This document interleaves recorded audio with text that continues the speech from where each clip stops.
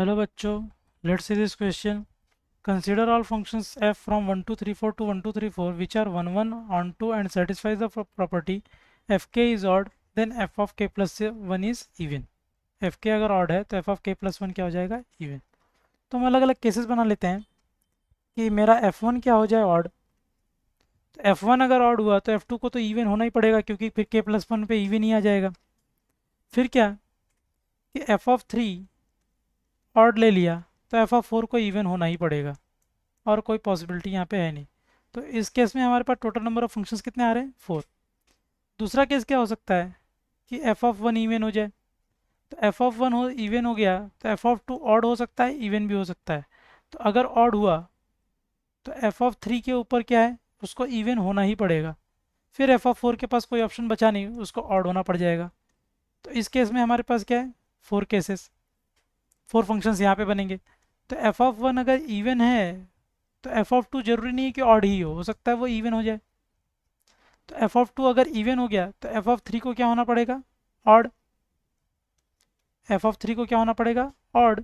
तो उस केस में एफ ऑफ फोर भी क्या हो जाएगा मेरा? ऑड. जो कि पॉसिबल नहीं. क्यों? क्योंकि एफ ऑफ थ्री अगर ऑड हो गया तो एफ ऑफ फोर को इवन होना पड़ेगा. अगर एफ ऑफ थ्री ऑड हो गया तो एफ ऑफ फोर को क्या होना पड़ेगा? इवन. तो जो कि यहाँ पे है नहीं, तो ये वाला केस हमारा पॉसिबल ही नहीं है. ठीक है क्या? तो ये केस हमारा पॉसिबल ही नहीं है. तो एक केस और क्या हो सकता है कि एफ ऑफ वन अगर मेरा ऑड है, एफ ऑफ वन ऑड है, तो एफ ऑफ टू अगर ये ऑड हुआ तो एफ ऑफ टू को इवन होना पड़ जाएगा. एफ ऑफ टू को इवन होना पड़ जाएगा.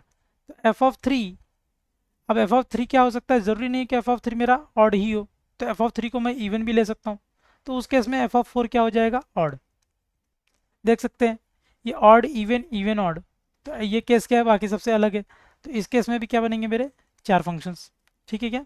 तो यहाँ 4 फंक्शंस, यहाँ 4 फंक्शंस, यहाँ 4 फंक्शंस, और कोई पॉसिबिलिटी है नहीं. तो एफ ऑफ वन या तो ऑड हो सकता है या तो इवन हो सकता है. तो एफ ऑफ वन को ऑड रख के और एफ ऑफ टू को इवन रख करके अलग अलग केस में हमने केसेस बना के देख लिए.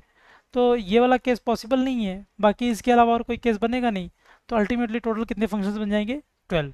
So there are total number of possible functions are 12. So option C is correct. I hope you understood it well. Best of luck.